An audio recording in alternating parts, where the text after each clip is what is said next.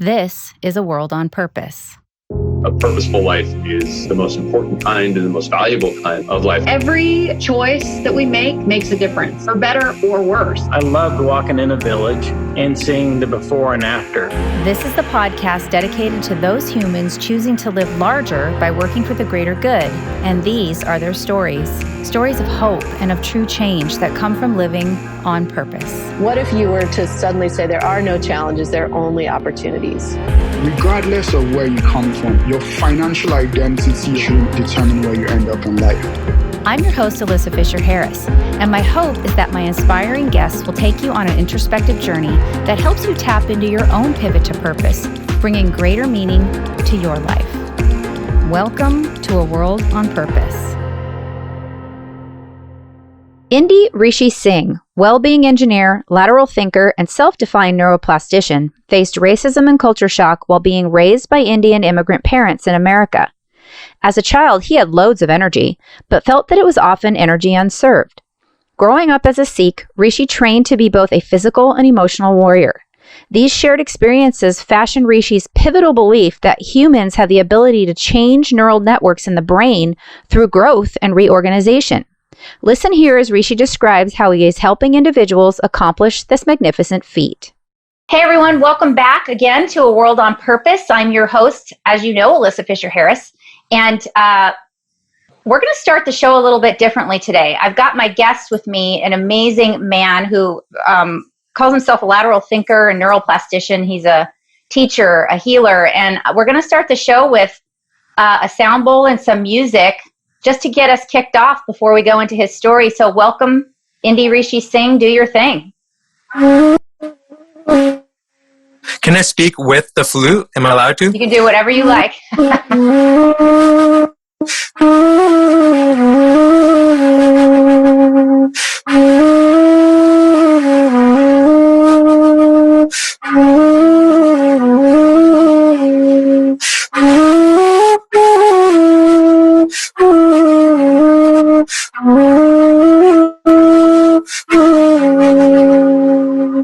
Wait, hold on. One more thing. Just so we can kick this off with the right note, right? How about a little bit of... Loving it. All right. Beautiful. When I bring these, by the way, when I bring this into corporate wellness workshops and I do like the sound bath and helping people improve their sleeping patterns, it is so amazing how powerful just these instruments that are, mind you, they're natural, right? I'm not playing it off a stereo. I'm not playing it off my phone. It's like these like organic sounds. They're really helpful to people. It's right. Incredible. They are. Well, I love that we got to start the show in a little bit of a unique way. Let me welcome you first, this amazing human being that I have had the pleasure just getting to know, INDY RISHI Singh. Welcome to A World on Purpose, and thank you for that cool intro. Elisa, I have a saying that I say that I adjust all the time, is you can't recognize amazing unless you are amazing. Like you don't have the perspective, right? If you're not amazing. True. You're just like, otherwise you become a hater. Like haters only see haters, right? Right. Well, hopefully our work in the world doing purpose-driven work can help change and infiltrate that a little bit. So, INDY, actually, INDY RISHI Singh is your name. You are a lateral thinker, neuroplastician. You've done some really incredible work in your career. We're going to get into all of that, but and I'm going to let you talk a little bit about your work. But before we do that, I want to touch a little bit on your name. And I asked you this before. It's INDY RISHI Singh, but what do you prefer to be called and why? Well, I mean, that's really confusing because, being an Indian, right? I come from Indian parents that are immigrants, I have this weird kind of like diversion that happened as a kid, right? Like I was American and I was born in Canada, but I'm American too. I grew up in America, but like, I'm also Indian. So I kind of had this like name that I had out in the public that people couldn't pronounce my real name. So then they started calling me Indy. So like when I was at school and work, there was this Indy, this like other personality, right? Which is my school, work, whatever. And then Rishi was always what my family called me. They've never called me Indy or Inderpreet. They've always called me Rishi. And it's like a nickname that your family gives you. It's like a loving thing, but it's also Rishi's more, I don't know. I can't like, as I learned about the word Rishi, when I got older too, I'm like, holy cow, this is amazing. But Elisa, you know why I asked you to bring this up is because I recently was reading a few books about like genetics and how epigenetics works. And then I connected to this thought process that the first name that we're given as a child has a really important effect on us, right? Like whatever everybody calls us when we're little babies, that whatever that is has some sort of genetic effect on us. Like it activates our genes. We hear it turns on our genetics actually, right? We feel good about ourselves when we hear a name, right? So Rishi was my name. Like that's what my family called me. Like that's everybody called me for the first 5 years, 6, 7, 8 years. And then Indy picked up. So I feel Rishi is more closely connected. And when you study the word Rishi, Elisa, it is the Sanskrit definition, and you can look it up, it's on Webster's as well in Oxford. Rishi, R-I-S-H-I, the actual definition are basically ancient scientists. Like they were the scientists that lived in India, in the Himalayas and throughout India, who were researching different herbs. They were researching the stars. They documented the stars. They researched psychology. They researched diseases, right? Like they were like basically researchers who were also trying to also serve the community. So they came up with yoga, right? Yoga came from the rishis, right? So all these meditation, a lot of these like ancient meditations came from the rishis. So it's kind of cool that my name is Rishi because I've always like enjoyed the idea of this, the like eternal scientist, the inventor, right? The innovator, right? Because the innovator is an eternal scientist. They're not like, okay, I'm done and I know. I got my MD, I got my PhD. I like know everything now. You know, it's like constantly learning and absorbing more ways of thinking. So lateral thinking. Wow, there we go. We came all full circle there. There's lateral thinking right there. We like it when it comes full circle. Yeah, thank you for sharing that because your name is a very powerful thing for you. When you say your name out loud, it does. All that research is important for people to know how empowering it is for you to be able to say your name. So thank you. So Rishi, welcome to World on Purpose. We are going to talk a lot about this, what you just kind of tapped into, the work that you do that helps people tap into that epigenetics, that part of themselves for healing, for purpose, for self-discovery, for all of those things. And so let's start a little bit. I'm just going to give a quick snippet of kind of what you've been working on. And then, as I like to always do, I want to give you the opportunity to tell your purpose origin story and those moments in your life when you had your own pivot. Sure. Just a little bit of information. You're a co-founder of a really cool company that's a technology company creating experiences that improve civic engagement and policymaking. That company is called Democracy, SEE.club. You're head of wellness innovations with NOLA, which is a wellness AI company. And you're also a collaborator in teaching cooperative developing social emotional learning experiences with video games and curriculum for kids, teens, and inner children in everyone, which I love because we all have our inner child we don't want to forget. Those we're going to talk about in more detail. Usually we talk about that in part 2. So this part 1, let's kind of dive into what got you here and how you this journey. And is that going to be awesome? Can you give us a little bit about your background? You were about to give us a presentation, it looked like. Do we want to get into like the full background right now, or do you want me to just give like? Baby, this is your moment to shine. Tell us, please, your origin story, like how you got into purpose, where it came from. Where maybe it was innate in you, or maybe it was particular moments, or a combination of both. I think this is important for people to hear so they can understand, to learn where theirs came from, or is supposed to come from. Yeah, it's. This is an interesting one because, I think we're dealing with the unprecedented times with the advent of technology. Like I remember when I was growing up, when, we would be playing outside and like connecting with my neighbors and my friends. And even at that level, like I remember my curiosity never was served, right? Like I was very curious. had a lot of energy, basically ADD, right? And I had a lot of energy, but like, it wasn't really served in my classes. I would finish everything like 10 minutes into the class or days in advance, and I would have nothing to do in the class. And when you ask questions, you would get shut down. And and so, and then with my family too, they were immigrants. They were poor working class family, right, of immigrants, and they didn't have time, for us to go and do stuff. We didn't have the energy. They didn't have the energy or the time, right? They were working a lot, and then they had to like make dinner and rest, right? And so I experienced a lot of difficulties with that, coming from a poor working class family, right? Coming from a, being an immigrant, right? Trying to like disassociate myself from, like I got made fun of for being brown, right? Like I was in a school with a bunch of white kids. So I was like, I felt horrible every day. Like I would get made fun of because I smelled like Indian food. My teachers would be racist. There were several examples of my family having to come to school because they were like blatantly experiencing racism.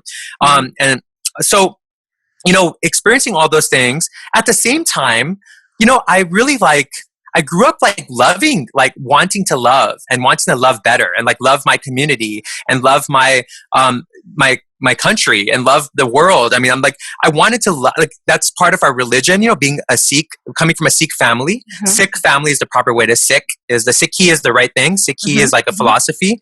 The Sikh religion is kind of it's religion, that's the dogma, but the Sikhi philosophy, I came from that, which there's 3 tenets, right? One is work hard. The other one is meditate on whatever you call God. All right. You want to call it God. You want to call it, whatever you want to call it. You want to call it Brahma. You want to call it whatever, universe. Whatever you want to call it. Meditate on it, right? Like meditate on. That's the second tenet. And the third tenet is give back, like be of service, like the golden rule.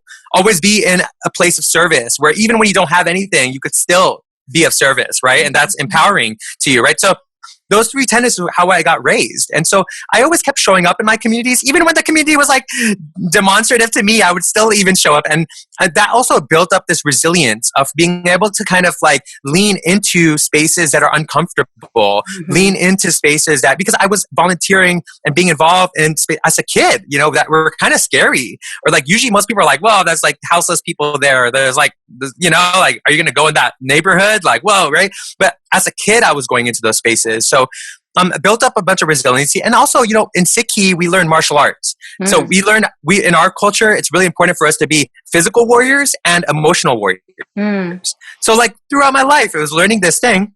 But at the same time, growing up in America, I was disassociating with my culture too, right? So I'm like learning the culture, but disassociating. Wow. And so there definitely was this, like there was just like thing that happened in my consciousness, especially in my teenage years and my late, because my family was super conservative. My dad's like a total Reagan Bush guy, right? And so he was like, my family's super conservative. So I didn't get to go out. I had this weird experience of like not being able to connect with the world. I didn't get to go to like senior prom or any of those things. But then when I got to college, I exploded. I'm like, oh my God, like freedom, right? And so I kind of had a lot of fun, but too much fun, right? Like I didn't have guidance or mentorship in that process. And also, once again, I went to UC Davis and I was stimulated again, right? Like I was in my biology classes for medical school, pre-med, and there were like 400 or 500 people in a class, like in a science class, like, Alyssa, you can't, science is so amazing, right? Like you can't have 400 students, like hungry, too like many. Intelligent, hungry. Right. That's too many, right? And like, you can't even like, you have to be a great teacher. I'm sorry, you got to be like you got to be amazing to be able to get all 400 and be able to be supportive and mentoring to them, right?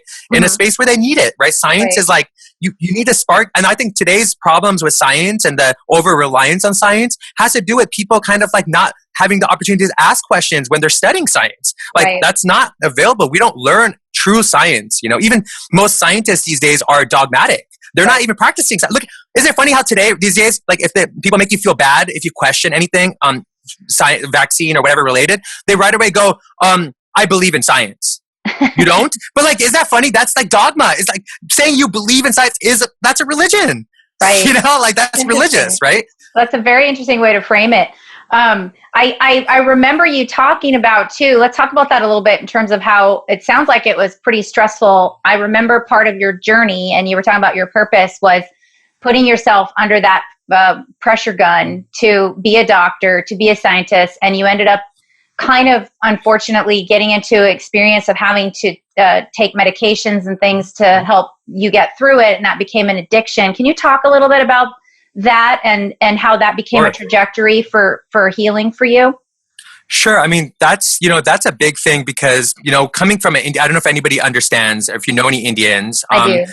Yeah, like, so, achievement is a big part of our culture. And, I was a 4.5 GPA high school student, like, can you even get to 4.5, right? So like, that wasn't even by the way, that wasn't good enough, okay, with my family, right? They worked their butts off for me to go to school, right? So, and, mind you, I was like working and doing all this stuff. So I was, I spent a lot of my energy and time going, like, doing pre-med and going into medical school. But there was also like this aspect of the family being like, yeah, he's going to be a doctor and he's smart. And they're telling the cousins and the uncles and the aunties and all that stuff, right? So that built up that story, that narrative. It gained so much momentum that when I crashed and burned in medical school, like the stress in medical school, my frustrations not being able to ask questions, my frustrations not having guidance or mentorship. If I wanted to be somebody who wanted to solve problems rather than just to medicate people, right? Like there wasn't a space space for conversations. There wasn't space for mentorship. And also, mind you, being like from an Indian background and like growing up in America,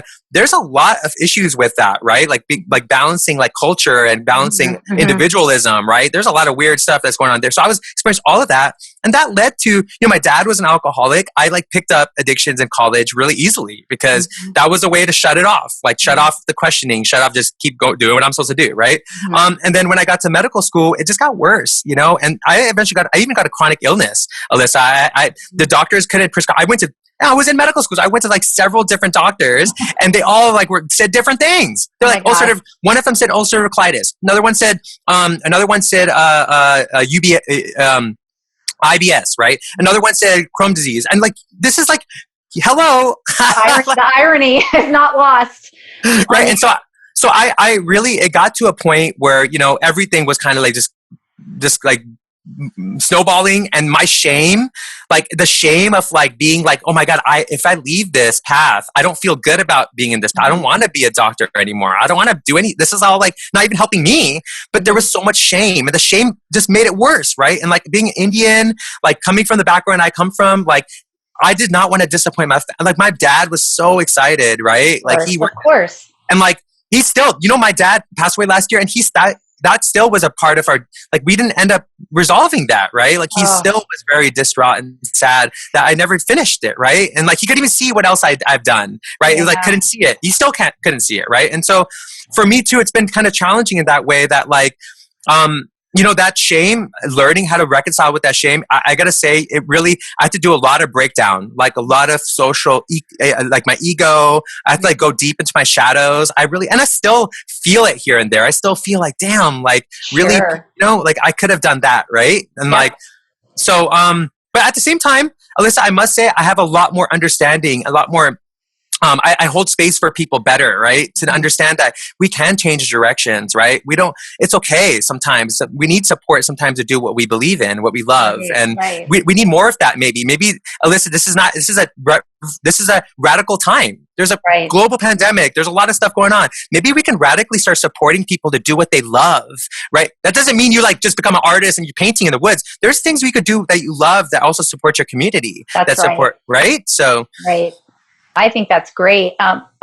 Gosh, Rishi, thank you for sharing that, especially the painful part around feeling like you didn't reconcile with your father and the shame that you carried, because I think that's something that's really hard sometimes for people to talk about openly and acknowledge, especially men. I talk about this a lot on my show around the idea of men expressing that and letting themselves feel vulnerable. So let's dive a little bit deeper into that for a minute before we get into how all of this experience led to the great work that you're doing in the world, the purpose work. What did you do for yourself when you realized that you had crashed and burned and that's not what you wanted to do? What were some of the ways you implemented these tools to help you reconcile yourself, first of all, with the shame and the feeling of letting your family down and knowing how to get rid of your addiction, turn your direction into a life of purpose?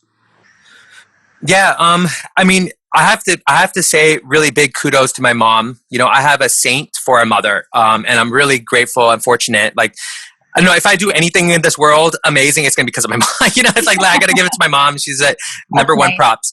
Because, when I was in my deepest, darkest abyss, when I was killing myself, like I was really when I left medical school, I was popping Vicodin pills. I was drinking alcohol and smoking weed every day. I knew what I was doing to my liver. I just checked out. It was like, my girlfriend at that time, we separated. It was really terrible. It was such a great, partnership. And, like, I was killing myself, like literally. And then she comes home one day and she's like, hey, let's go meet this guy who's visiting, this Babaji, this like old wise man visiting from India, right? Let's go meet him in Sacramento. So I was like, I don't know. I don't know about these like guys. I'm very skeptical. Okay, this is why I got in trouble in school and med school and university. I ask a lot of questions, Elisa. So I was like, I don't know, dude. I don't know who's this guy trying to like take advantage of people. People think, how that's, these cult guru, whatever, right? So I'm like, let's see, Tony Robbins, all of them. They're all in the same sphere. And so I was like, okay, let's go. And so we went there and I said, Mom, I'm going to go see him by ourselves. We're going to go, I'm going to go by myself. I want to ask him questions. So I go in. This guy, okay, at least it was so amazing. I walk in and he doesn't open his eyes. Like the whole time, we actually have a 90-minute conversation, and he didn't open his eyes the whole time. He has this like tasbih, his malas, right? The malas. Yeah. So he's doing this mala. He's like chanting under his breath, and he's talking to me in Punjabi and in English, right? He goes back and forth in different languages, and we have a conversation. But it feels like when somebody's looking at you from behind you, and you like look, and they're like, whoa, they're looking at you. It felt like he was looking into my soul, like looking into me, right? Wow. And so I'm like sitting there, we have a conversation. And mind you, I check him too. I'm like, why are you doing this? Are you making money? Like, what's going on? I actually straight up ask him. And he really breaks it down so beautifully and talks about service and how like some of us have different roles and responsibilities to support each other, right? And like, it's like there's an ecosystem involved, a psychic ecosystem he was talking about with me. And so he then granted me a meditation, and actually I wear the meditation on my bracelet, and he retold me. I already knew this. My grandma used to teach it to me when I was a kid, but he retaught it to me. It's the Mu mantra, right? It's a mantra from Guru Nanak, from the first guru of Sikh, right? But he wasn't even like a religious leader. He actually was breaking down religion. He was a philosopher. So I recommend anybody should look him up. Nanak, Nanak. Awesome global world philosopher. Okay. So anyways, so I started getting into this mantra, and he teaches me a way to do it, like almost like a meditation, but also like how to like use it to curb my addictions, use it to curb my anxiety, use it to curb my frustrations or whatever, with anger or whatever I was feeling. And boom, the more I did it, like right away, at least I started doing it. I went home right away, cold turkey, everything. It was awesome. I was getting high from, I was getting high from it, right? Like I was like being in the space, and like the more I recited it, the more I started studying what the words meant and like how I can represent the words within myself and like embody the words. And it was like, it's so cool. And it started also reframing things, like allowing me to focus on that mantra was starting to allow me to kind of like bring my mind. If my mind wanted to wander and worry about stuff or maybe regret things or whatever, it started pulling it back and be like, no, come back to this mantra, right?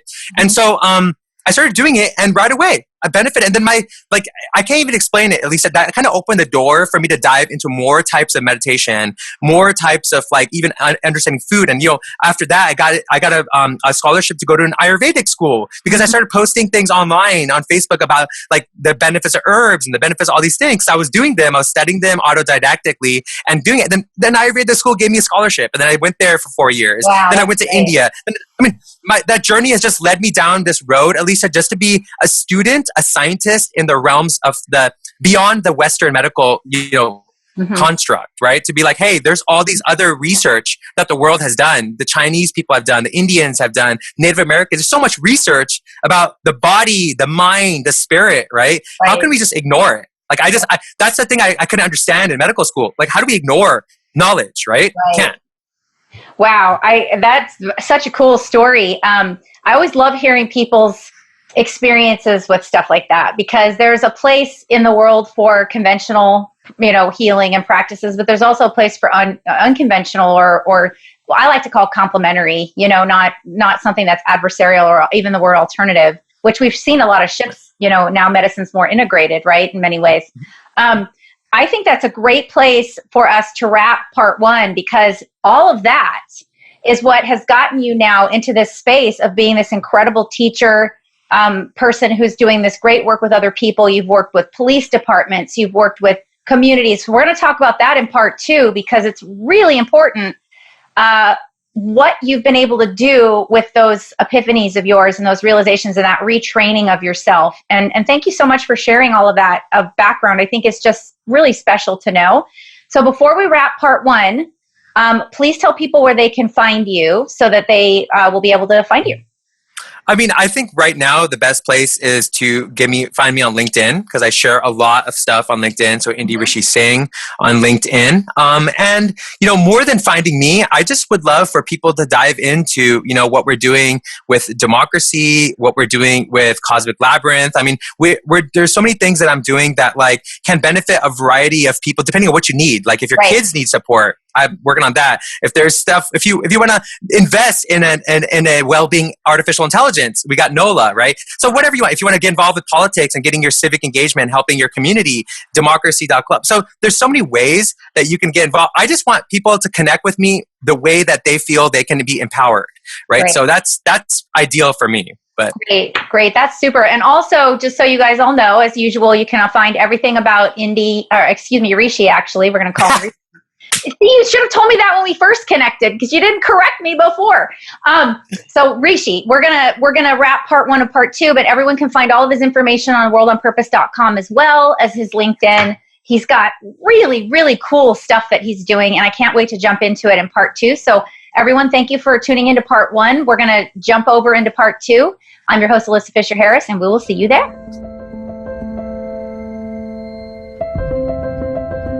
Hey y'all, welcome back to A World on Purpose. I'm your host, Alyssa Fisher-Harris, and we are sitting here today with the coolest guy I think I've met in a long time, Mr. INDY RISHI SINGH. We call him Rishi, which he gave the background to why his name is so significant and important in part 1.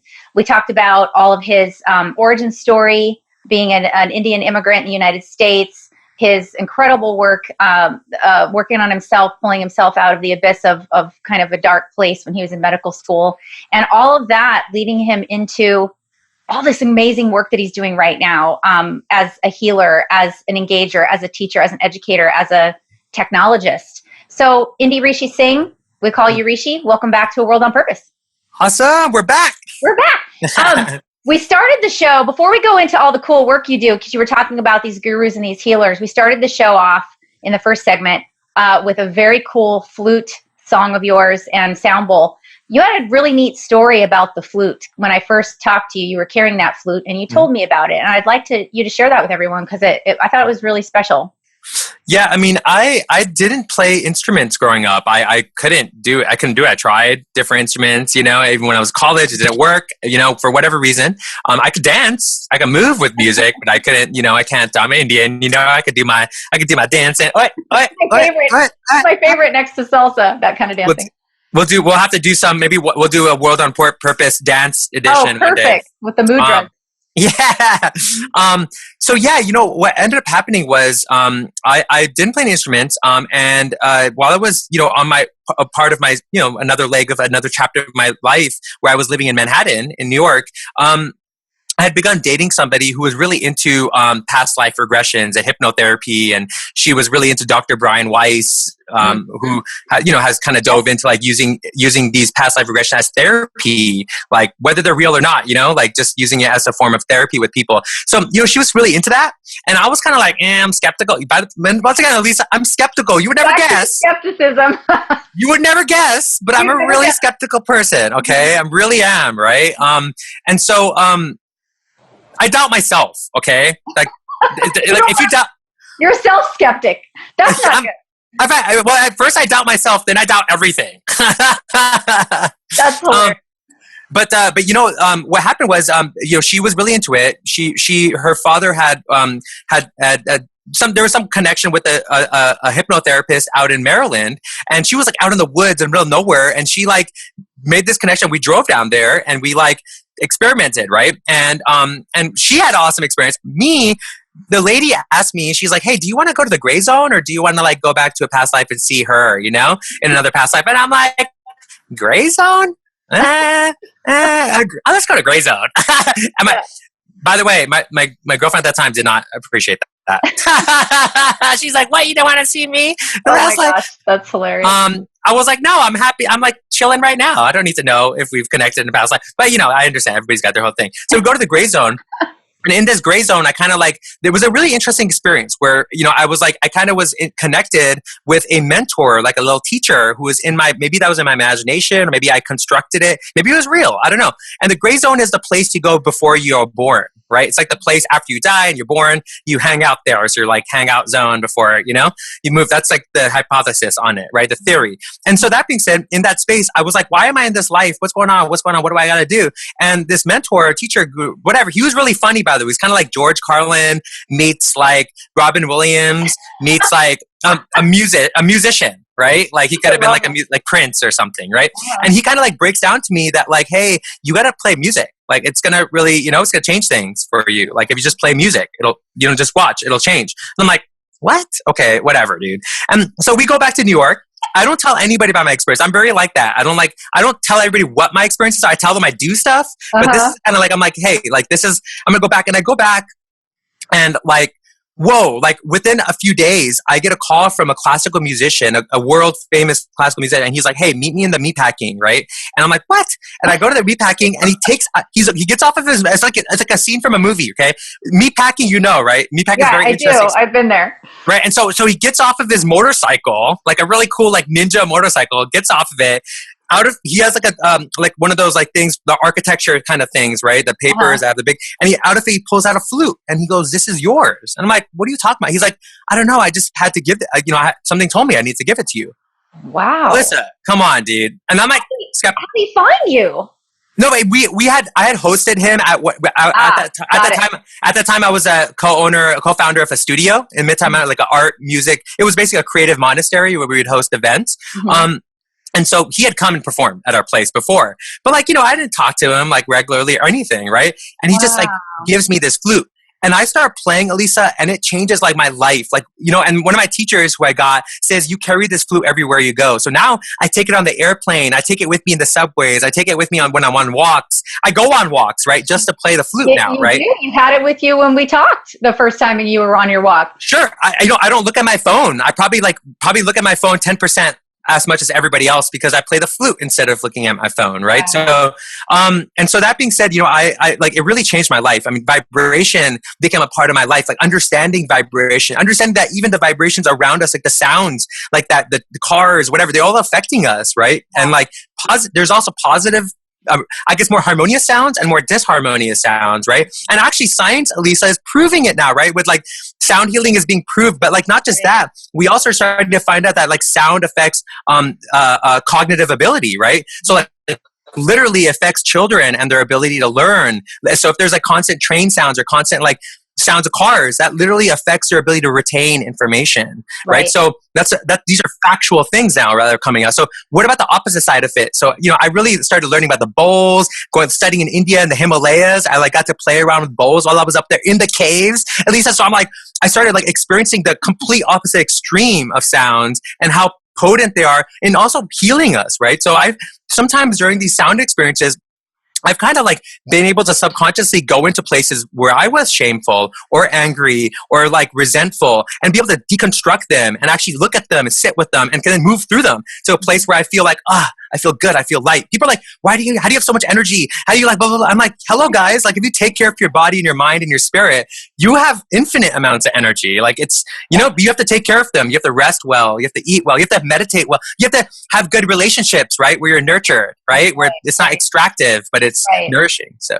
Yeah, these are all great tools, and we're going to talk more about that because part of our goal here in the show is not just to talk about all the great work you're doing, but tools and things that people can use to help unlock that purpose, unlock that happiness, that joy, and mitigate a lot of the darkness and trauma that people do go through as humans. So let's talk about that a little bit. The reason I brought up the flute was because when I first saw you, I saw a piece about you on the news about the work that you have done with the flute with actually the San Francisco PD, which was awesome to watch and the experience that they had. And so your work as this healer, as a Ayurvedic practitioner, etc., talk about what that was like for you to work with them and their outcomes and experiences and response to you in what you did with them. Talk about what you did, how it worked, what their response was and the outcomes.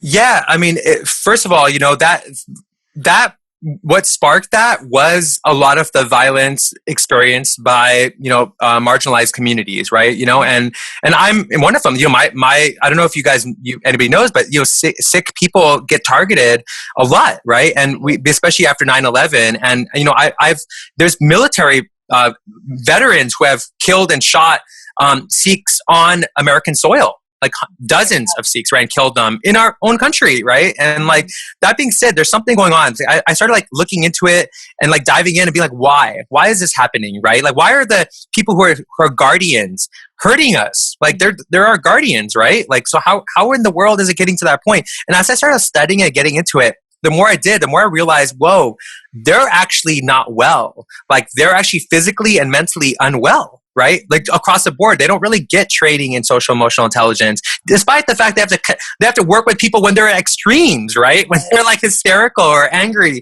You better be like a master of emotions if you're going to those spaces. If you're dealing with death or trauma, you should be a master of emotion, right? So they don't have that right now. So as I started studying that, I started approaching it from a place of compassion. You know, it was MLK Day the other day. Really, like I love studying the great saints, the saints of the world, not just the saints of like Catholic tradition, but Martin Luther King Jr. is a saint to me, right? Nikola Tesla is a saint to me, right? And studying the saints around the world, right? But not just Indian. And you keep seeing this theme that runs through all of them. One is radical compassion. Like they love even their enemy. They love even their person hitting them. Right? They're like, I still love you. What do you need, brother? Right? That's one of the things. And the other thing is innovation. They're extremely innovative, right? Especially, and people hate them sometimes and they're still innovative, right? So I really love to see those threads coming through and winding them through my own life. And that being said, that kind of led me to the San Francisco City Hall meeting. London Breed had just been elected. I was like, all right, I'm just going to let me see what's going on. I'm kind of flow if I meet anybody. I ended up in a room with the chief of police. That led to a conversation. I had my red nose on. We took some pictures. Maybe I'll share it with your community, or they can look into it. It's really fun. But he actually, we had a really good discussion. I was like, what about, do you guys ever have civilians coming in and sharing these meditative tools and techniques for social emotional intelligence? Not just a therapist who goes through a regimented thing to provide something in a regimented aspect, which is what people are experiencing is not regimented. It's not, you can't right. quantify what's going on with people's consciousness, right? Right. So he said, okay, I actually ended up with 5 different meetings. I had to meet with different people in the police. I had to present a whole presentation. Yeah, I had to, at least I had to do it, the proper way, right? But I did it the proper way, and then it eventually ended up in the officers, in the precinct. We actually did it in the Bayview precinct, which is one of the toughest precincts in San Francisco, where they have some of the most trauma. Officers quit the earliest, right? Or they have heart issues. And so I did it with them. The first couple of classes, Elisa, it was hilarious. There was only a few officers showed up, right? But then they started telling the other officers how it was benefiting them. And really for me, I crafted an experience for the officers that was, that was really kind of approach from different angles. There was an aspect of it that was physical intelligence, supporting them how to get stronger, better with their bones, more flexible, right? All that stuff. And then there was an emotional aspect of it, right? And then there was a spiritual aspect, which wasn't spiritual in the way we think, but just reminding them how connected they are to themselves and to the world, right? There was that, we discussed things about that. We practiced stuff like that, but it was really cool because I could see literally during the experience, the officers were you could see their faces. They were oh, we're sleeping better. They were talking about their relationships were getting better at home with their spouses, and a lot of them have issues right at home. And then one of the coolest things about it, we did a survey at the end, and the surveys I got back were crazy. I'm talking about some of the officers were going home and meditating with their wives or spouses. Some of the officers talking about their sleep getting better. It was really amazing how much it benefited them. But at the same time, it was also really cool that somebody who doesn't look like the rest of the community, I know I'm an aberration, I mean, I wear my kurtas, I got my flute with me, I was somebody different that they got to connect with and associate with and understand that I'm just like them. We talked about the Warriors, we talked about basketball, we talked about football. I also could talk about spiritual stuff and Carl Jung and Joseph Campbell, and we could talk about archetypal psychology, but we could also talk about the Warriors and why how they're going to dominate, Right. So for me, it was also being present myself as a brother, as being of service. Hey, you guys are awesome. You men and women, you put your lives on the line all the time. But how can I support you so you could be even better and healthier and happy and be even better in that role, right? And I think that's kind of what gets lost in the whole Black Lives Matter things is we could come full circle. Actually, there is an opportunity to come full circle with all of this, right? Rather than creating right. thing. We actually got to lean into being radically compassionate to each other. So. I love radical compassionate approach. I think it's absolutely a must in these kind of situations, and all these outcomes you had with them sharing around their personal lives and their surveys, et cetera. It also translated into how their relational work was in the communities, right? Oh, we joked. I always joke with them that, hey, I'm gonna get like flutes and guitars and drums, and your guys have. And I'm like, instead of a baton, you guys are walking around with a flute, you know. And it's like if there's something go down on the street, you just start playing the music, you know. Oh my God, I love it. I think that's great. And they loved it. They were like, yeah, oh my God. the Pied Piper of police. I think that's so cool. I really, really love that story because there is so much dissension right now among communities, and it's really heartbreaking to see. And, there's people who are living in that space of darkness in every community, in every walk of life, every, background you can imagine. And if we could just tap into that part of ourselves, like you said, with that radical compassion, hopefully we can all see each other through those same loving eyes and start to make change, which is what you're doing with your work. And I love it so much. We're going to get into now having... You actually did that as a practical application with some of your work. And now you've taken not just that and doing hands-on work, but creating these really cool platforms that you're working on that are serving a much larger concept of community engagement. And so let's wrap part two of our 3-part series with you so that we can now jump into part 3 and start talking about democracy and NOLA and the cosmical aberrant.world and all these incredible things that you're doing that I'm just so blown away by. So before we wrap part 2, why don't you tell people where they can find you, Rishi? All right. So LinkedIn, INDY RISHI SINGH is a good spot. I recommend checking out democracy.club with the SEE, democracy.club, or cosmiclabyrinth.world. I mean, go to any one of those, whatever you see fit, or just reach out to me on LinkedIn or any one of those places, because if you want your community to get some help with meditation, mindfulness, helping them to sleep better, there's so many things we could play with. Great.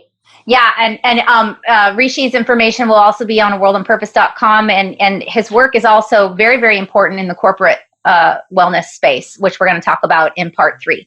So please, everyone, come back to part 3 of our 3-part series with INDY RISHI SINGH, Mr. Rishi.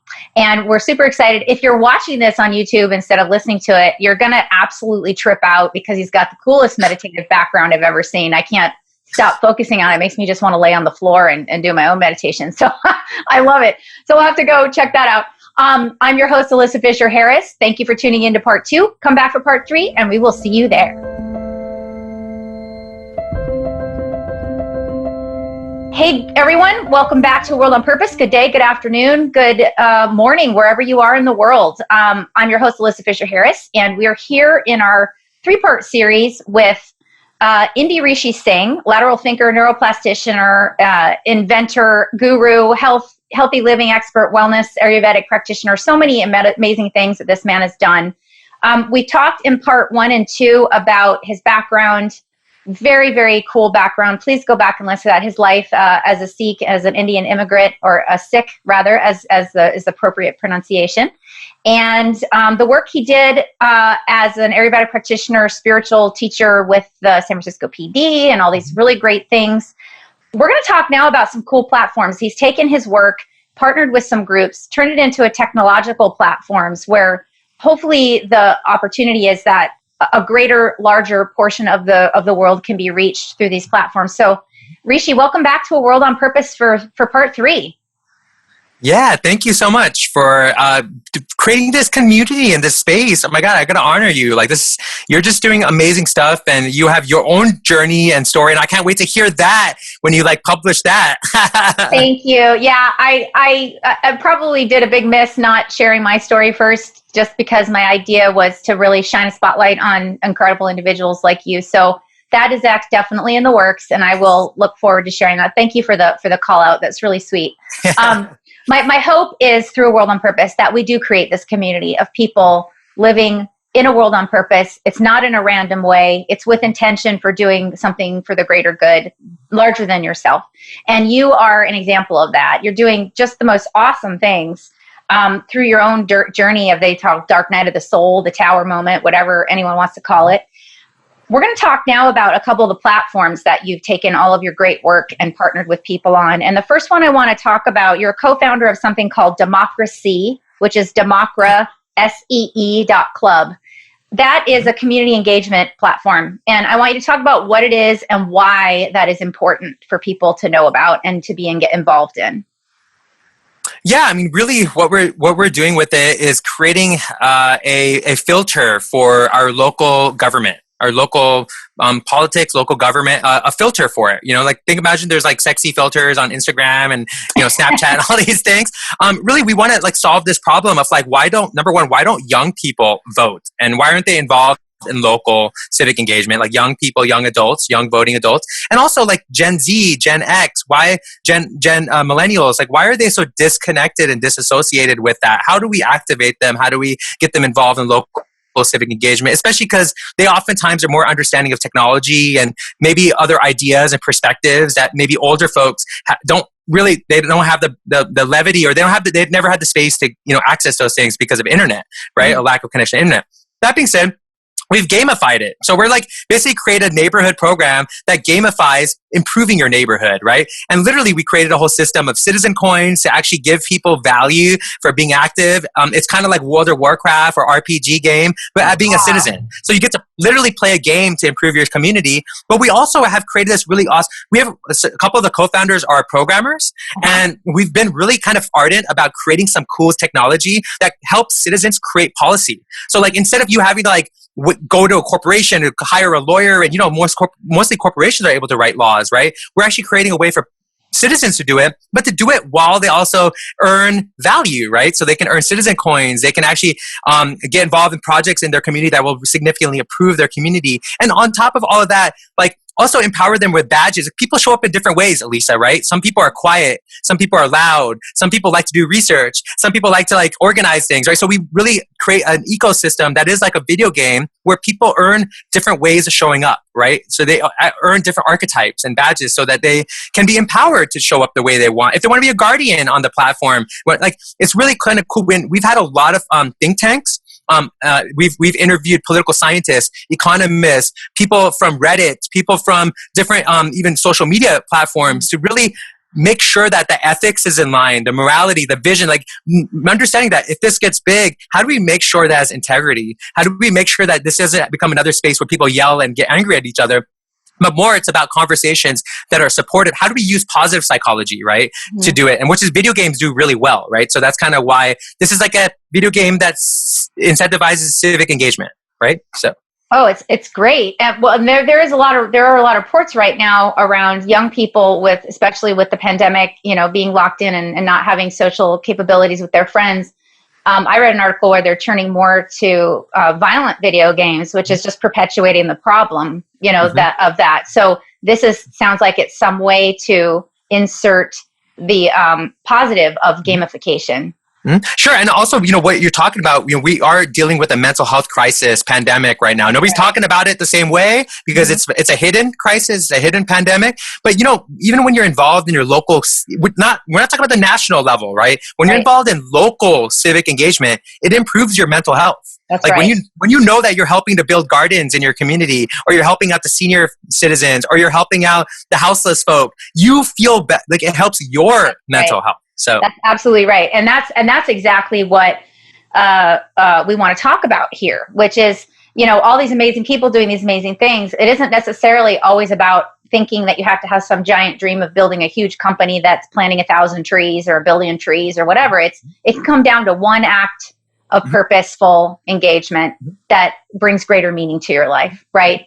Exactly. And so the idea of this civil engagement is really special. Are you getting participation and support from the local governments with this? Is this something that's totally independent? It's funny you say that. That's actually our long-term and short-term plan is actually to, you know, when we host rallies. So we have this cool thing we created at virtual rallies for now until we can do physical ones. But these virtual rallies actually are an opportunity to invite your local representatives to the conversation. So let's say we're having a conversation about UBI for the city, right? We can invite the mayor and we invite a council member. We invite an economist, and we invite the pros and cons of both sides, right? So we have a conversation that's outside of the city hall, because the city hall conversations are so limited and, they're like not very helpful, right? But what if there were outside the city hall conversations that were virtual? That's kind of what we're creating. So we are going to integrate it. Also, there's data, right? I think the more we use this, more people use this and benefit from this. This is like incredible data that the cities can benefit from to find out, what their citizens care about, what their citizens need. This becomes, right, Alyssa, every city in the country has its own needs, particular needs. How do we empower all of those? Like, I'm not going to force the Bay Area ideals on a town in Kansas, right? We got to figure out what that town in Kansas needs and not force the ideals on them. So that's kind of where we're kind of playing this. There's no Democrat Republican in this. Like, if you bring that, we're actually one of the companies we've been talking about partnering with is making sure that if that even comes up, red, left, those words, you can't do that. You can't post. So we're making sure that this is not a space about partisan like, you can't even do it. You can't even go there. Great. We like that it's nonpartisan. It's like Switzerland. It's neutral. I think that's great. And what I love about it too is that, a lot of times when there are people who care about marginalized communities and people of color, even if they may not be that themselves. But sometimes what happens is people think they're going in and helping, but they're not engaging the community, like you said, and really asking them to voice what they need. And so it's not about the message, it's about the messenger. And how you're going to be able to get that input from the communities themselves, I think is extremely empowering and really wonderful, because that's where the real help comes from, is understanding what the true origin is of those needs. Right. What are the coin? What do you do? What do you get with the coins? The coin rewards. Yeah, it's cool, right? So they're like rewards. The vision with them, which we already are submitting with those, is we're going to have a whole section called resources, right? And the resources, that's a whole space where people can actually redeem their citizen coins. Either they can redeem them by supporting different nonprofits and organizations trying to support their communities, so they can give their citizen coins to give more power to those, more power, right, to those volume, or they can redeem them for value. For example, one of my friends is a dentist. He's already said that he'll accept citizen coins for dental exams for people because he has a business, right? So local businesses can make relationships with their local people, right, based using this as well. So local businesses, local people, local small business can actually build relationships. But also they can actually, here's the thing, they can empower citizens to show up in their community. So some people don't have the time or energy to show up to the city halls and stuff. So they can actually start empowering those who have the time and energy to show up to city halls and be active by giving them value for it. So I absolutely 100% adore that. I love that, because that goes back to the idea of even if you don't have the financial resources or something, your gift of giving, of purpose, is considered valuable, and then you actually get something back for it, like a dentist offer. That's the most genius idea I've ever heard. I love that. I mean, you tell me, why don't we get supported if we want to help our community? Like, growing up volunteering, it always felt like a loss. Like, I know. Why do we lose when we're helping out? Like, isn't that weird, right? Well, and not just a loss. I mean, obviously you do it for the benefit of the meaningful part of it, but how wonderful is it to go back to, the idea of giving out, you'll receive something of benefit in returern. I think it's lovely. I mean, at the end of the day, it's building relationships, right? And really, we're at this place right now. Is like, we don't even see each other's faces anymore. So we really need to radically lean into how we connect and build relationships, right? Because it's going to be very challenging. I agree. We're going to have a little call to action at the end for anyone who wants to get involved with this, whether it's from an engagement standpoint, connecting, investment, et cetera. But I don't want to lose the opportunity to talk quickly too about your work with NOLA. Can you please talk about that a little bit? Because it's got AI technology that you're bringing into the wellness sphere, which I really, really like. So NOLA, you could see me kind of like scrolling through the, background. What I really love about NOLA is how we are, we're like a really cool team. This is like there's a massive team involved with this. The CEO is a former insurance executive.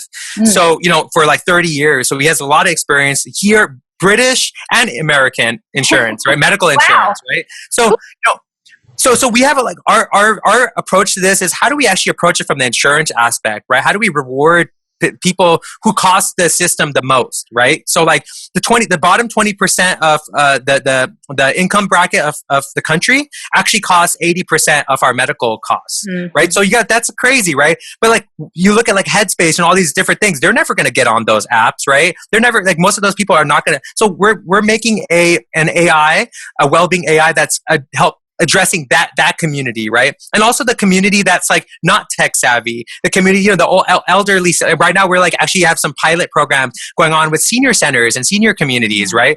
And really, these kind of this AI is like it's kind of based in this really cool kind of perspective. Is this quadrant that we're focused on, which is emotional health, physical health, financial health, right? And also interconnected health, right? Your ability to connect, how connected you are with the world and yourself. And with those being said, we have almost like 8,000 wellness plans, and that's going to keep growing. But those are specific wellness plans that kind of are distributed based on what information people give us about them. Kind of like how Bumble and all these different, things were with dating. The more information people give us, the more, I guess, like the more articulated the wellness plan or wellness idea we can send to people. And that wellness idea, if they do it or don't, that's also telling us information. But at the same time, it's also an opportunity to kind of create this ecosystem where we can encourage people to, also connect with local people who might coach them, right? If they need a partner to go for a walk in a park,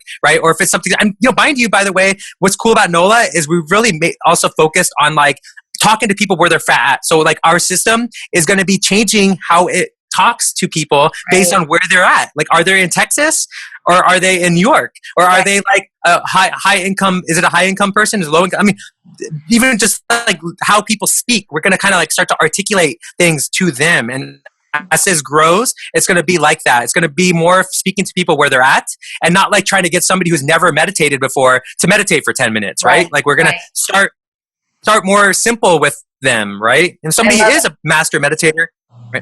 Right. Well, and that's why it's so intelligent the way you're doing it, because you're actually having people fill out these forms that will analyze and assess where they are right now and help them gradually build to get to where they'd like to be. And they might not even know what that is when they initially fill out the paperwork, right? I mean, it's really helping them tap into that inner perspective of where am I right now, what isn't working, and what do I want to make it work better, for myself on all of those levels.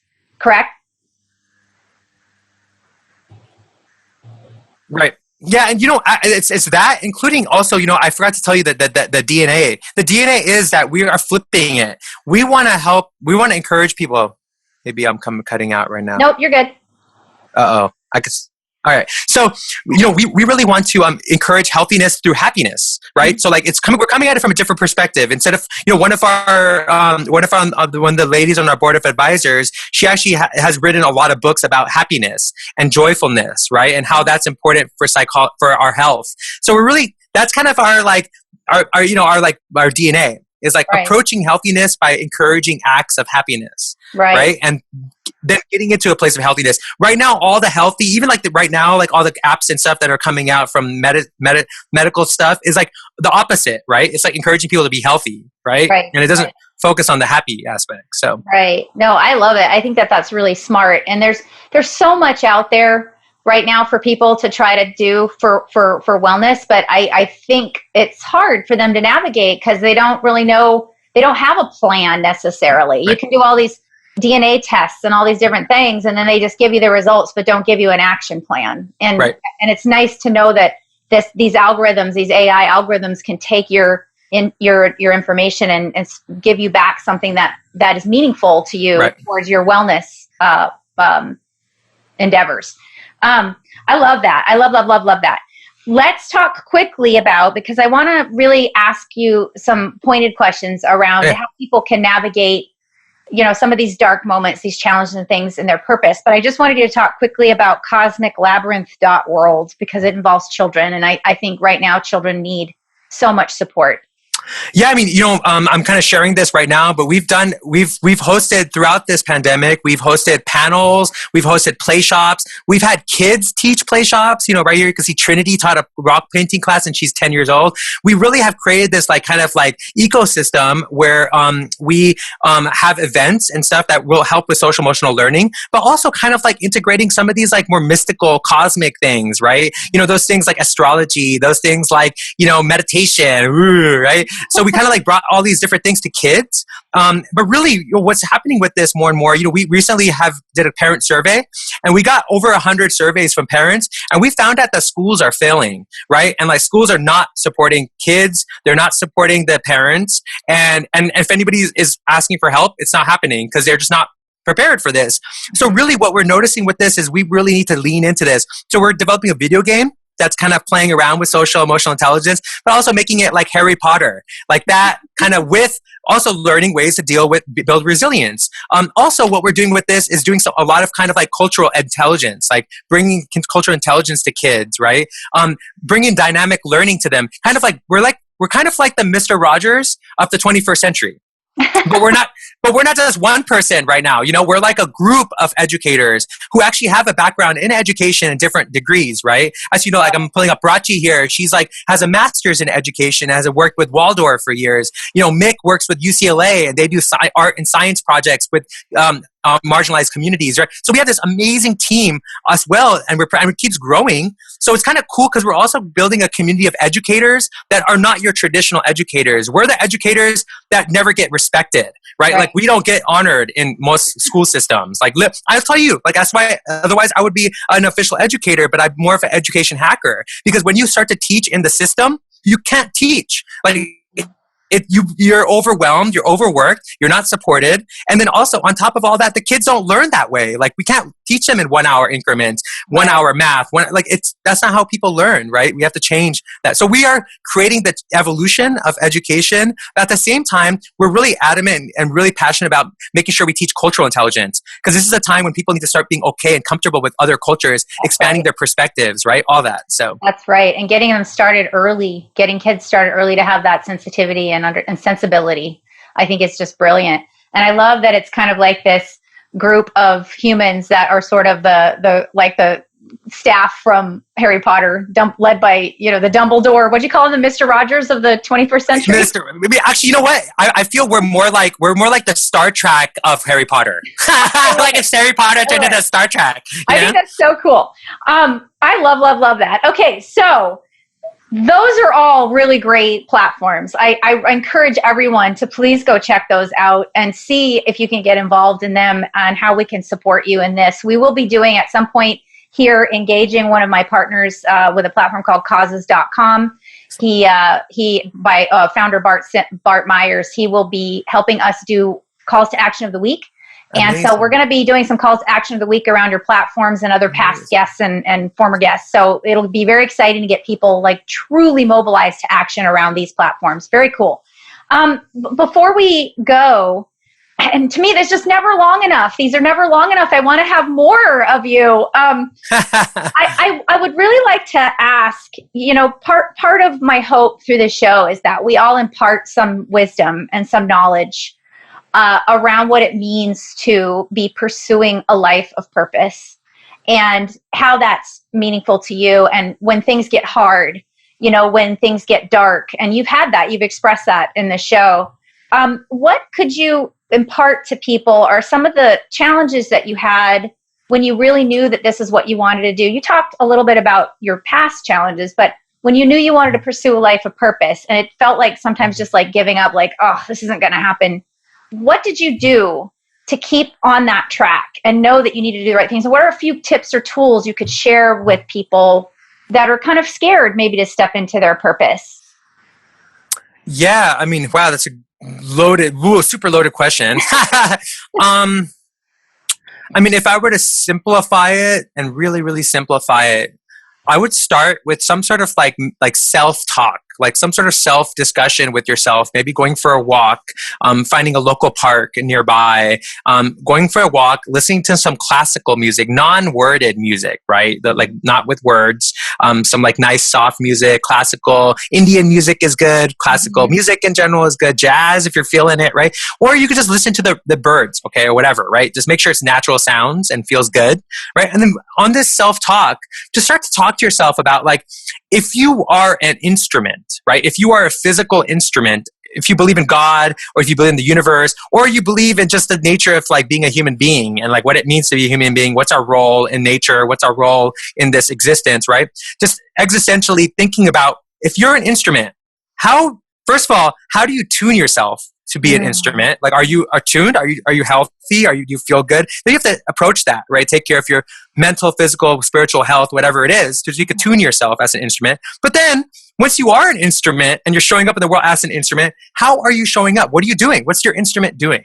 Right? So like, that's important. Like, is your instrument making music? Like, what kind of music? Is the music doesn't have to be music? It could be like programming or creating and doing entrepreneurship towards, whatever you care about. And mind you, as you're doing this self-talk, Alyssa, and you're kind of diving into being an instrument, you also start to kind of get lean into like, what are the things that have caused you trauma, right? What are the things, where are your shadows coming from? Where are they stemming from? And that being said, once you start to identify where's your trauma, where are your shadows, make your purpose, as an instrument, whatever you're trying to showing up in the world, make it directed towards whatever your shadows are.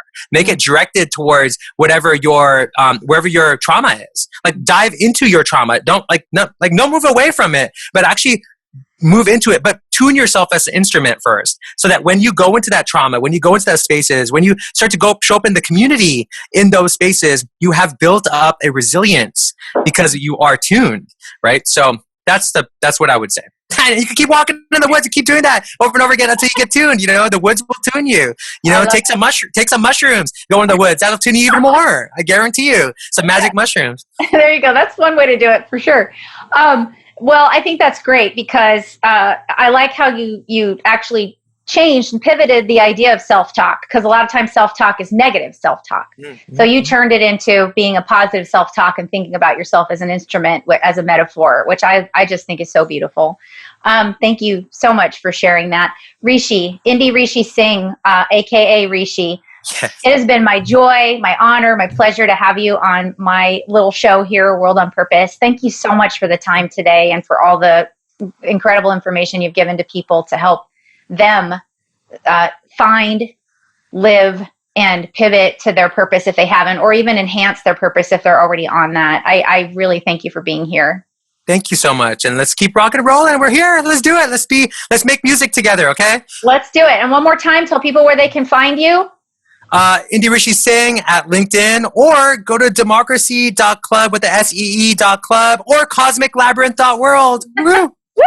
And NOLA.